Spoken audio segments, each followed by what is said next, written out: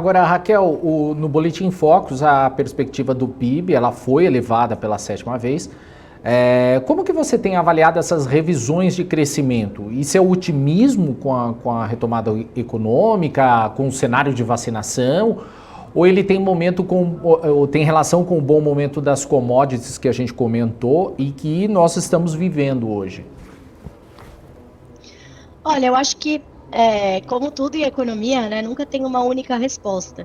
Então, como eu fiz a primeira pergunta, né, que a gente começou a conversar de commodity, eu fiquei 10 horas explicando aqui, porque nunca é uma coisa, né? Então, com o PIB é a mesma coisa.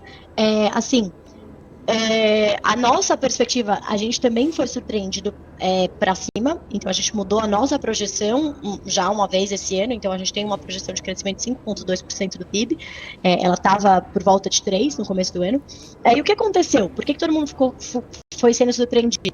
Porque tinha muita incerteza, né, nessas projeções. Imagina fazer projeção com uma série histórica que tem um monte de quebra, né? Assim, uma pandemia, você não dá, você bota lá no modelo e ele não fala nada. Então, tinha muita incerteza disso. Mas o que a gente começou... Qual era o maior medo no ano passado, no final do ano passado? De que no começo desse ano a gente ia ter um fiscal cliff, né? Um abismo fiscal. Assim, acabou, não tem mais auxílio emergencial, não tem mais bem, não tem mais Pronamp, e aí a economia vai afundar de novo. Não vai afundar tudo que afundou com a pandemia, mas vai ter esse abismo fiscal, que era um medo que se tinha no mundo inteiro, né? Aí o que aconteceu? Quando a gente começou a ver os dados, né, de janeiro, fevereiro, março, começou a ficar claro que isso não aconteceu. Que em janeiro e fevereiro a atividade econômica se provou muito mais resiliente do que muita gente esperava. Aí em março a pandemia começou a piorar de novo. Aí veio mais uma, na verdade então março vai piorar tudo, março vai ser muito ruim, serviço vai cair, indústria vai cair. Daí o que aconteceu foi muito menos pior do que a gente imaginava.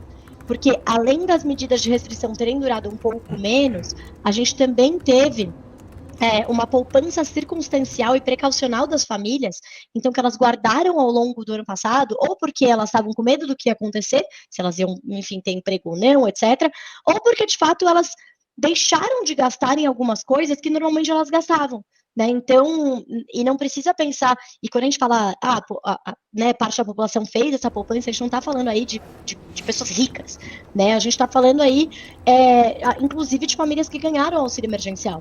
Né, famílias que normalmente pagariam transporte, não estavam pagando, porque não estavam saindo de casa, que pagariam um jogo de futebol, ou um cinema, ou um passeio, que seja de domingo, o bar, não estavam pagando, porque estava tudo fechado, porque mesmo que estivesse aberto, estavam com medo de sair. Então, foram uma confluência de fatores que fez com que essas famílias também guardassem um dinheiro. E esse dinheiro que o Banco Central já vinha apontando desde o ano passado, ele foi meio que uma ponte, né? Ali no primeiro trimestre, até que, com a piora da pandemia, voltou a ser pago o auxílio emergencial, voltou a ter também o BEM, que é um programa aí para assegurar o emprego formal, que foi muito bem sucedido ao que se propôs, né? Então, a gente teve a economia, a mensagem é mais resiliente do que esperado. Mas isso significa, eu acho que é bem importante falar isso, né? Parece que muita gente fala, esses economistas estão alienados do mundo, olha o que está acontecendo, a gente está vivendo uma pandemia, ainda não tem grande parte da população brasileira vacinada, como eles estão falando que está melhor, né, que está tudo bem. Na realidade, não é que está tudo bem, está tudo ótimo, é que está de fato melhor do que a gente esperava. A expectativa não era boa, né? A expectativa era, bom, vai demorar a vacina, a economia ainda vai patinar bastante. E o que a gente viu é que conforme ficou claro que havia uma vacinação a chegar, a confiança dos consumidores, do investidor, do investidor na construção, todas as confianças começaram a voltar. Porque as pessoas olhando para o futuro falam, não, vou ser vacinado e as coisas vão voltar ao normal. E foi isso, e também a poupança circunstancial, e por último, obviamente, o fato de que as pessoas começaram a se adaptar à realidade da pandemia, o que é triste, lógico, mas do ponto de vista econômico, quando a gente fala se adaptar, é trabalhar de casa, as fábricas fazendo turnos, né, tomando medidas de isolamento e não precisando fechar, parar a produção.